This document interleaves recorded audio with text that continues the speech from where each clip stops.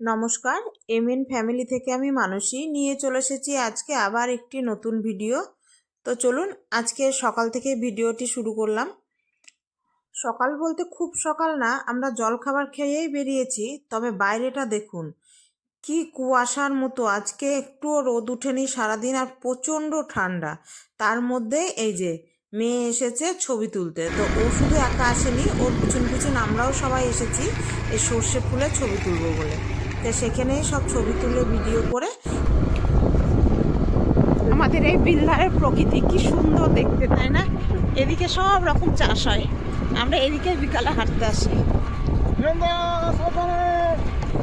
এদিকে কত নতুন নতুন সব বাড়ি হচ্ছে, মাঠগুলো আস্তে আস্তে সব বাড়িতে ভর্তি হয়ে যাবে।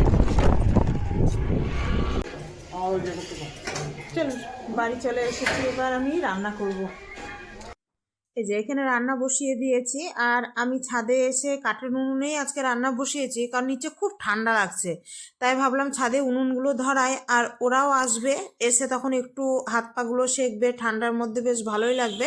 সেই জন্য এখানে দিয়েছি। আর ওই বিলধারের প্রকৃতিটা না দেখতে সত্যিই অপূর্ব লাগে, যার জন্য ওখানে যেতেও খুব ভালো লাগে। তা আজকে সেই সকালবেলাতে জলখাবার খেয়ে দিয়ে গিয়েছিলাম। তো যাক, ভালোই লাগলো। গিয়ে এসে আবার রান্না করতে একটু দেরিও হয়ে যাবে, কারণ শ্বশুরমশাইয়ের খাওয়ার সময় হবে বলে আমি দুটো উনুনই একসাথে আজকে ধরিয়ে দিয়েছি। তো রান্নাবান্না এখন করি, কি কি রান্না হচ্ছে সেটাও আপনাদেরকে আজকে দেখাবো।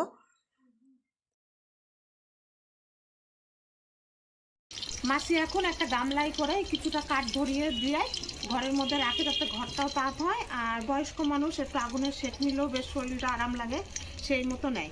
আর সন্ধ্যার পর রুম হিটারটা দিই। সন্ধ্যার পর আর কোনো আগুনের ব্যবস্থা রাখি না। তবে আমরা সন্ধ্যার পর মাঝে মধ্যেই ছাদে এসে এরকমভাবে আগুন ধরি, আগুন পোয়াই। তবে উনুনে না, একটা জায়গা আছে সেখানেই একটা গামলার মধ্যেই ধরায়। এখন নাই উনুনটা হয়েছে, এবার রান্নাগুলো একসাথে আবার হয়ে যাবে, আবার এখানে আগুন পোয়ানোটাও হয়ে যাবে।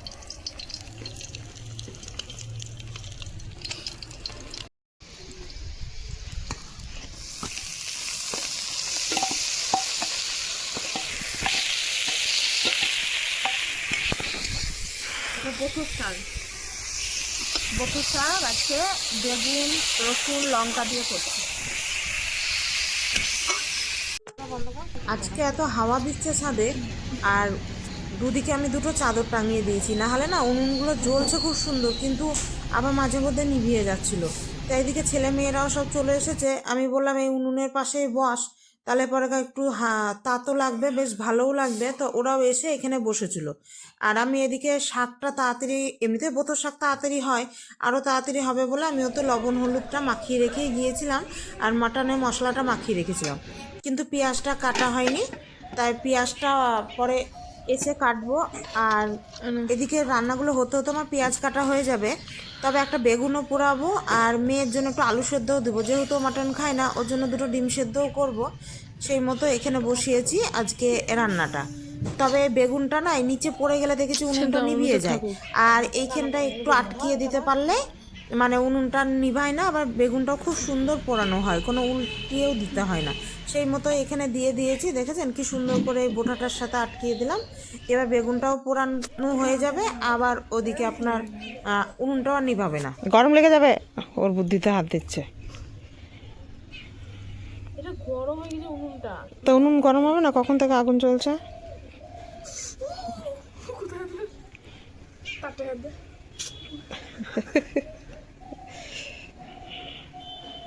আজকে রোদই ওঠেনি। বিলদারে দেখলি সবাই আগুন ধরিয়ে সব আগুন পোয়াচ্ছে, কত লোক। আমার চোখ জ্বলছে। এখানে গোটা পরিবারের সবাই বসে আছি, দেখুন সাইড দিয়ে সব আগুন পোয়াচ্ছি আমরা।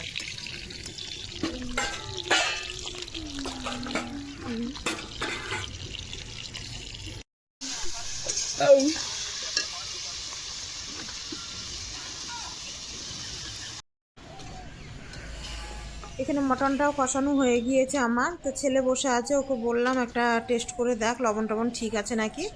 আর সেদ্ধও দেখলাম বেশ হয়ে গিয়েছে, যেহেতু অনেকক্ষণ ধরেই এটা কষাচ্ছিলাম। আর ওদিকে ভাত, বেগুন পোড়া, আলু সেদ্ধ, ডিম সিদ্ধ সবই হয়ে গিয়েছে।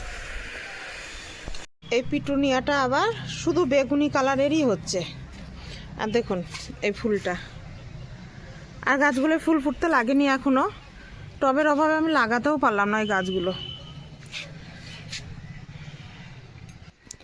আর গাঁদাগুলো না একবারে মাটির গোড়া থেকে হয়েছে, একবারে মাটিতে মনে হচ্ছে শুয়ে পড়েছে।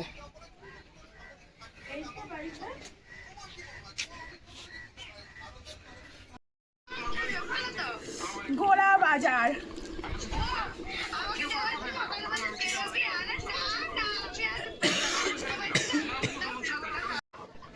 এখানে আবার মাম ভিডিও কল করেছে, এই যে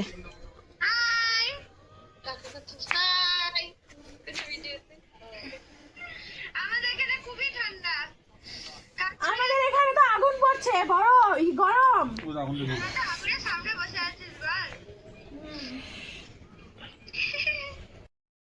রান্না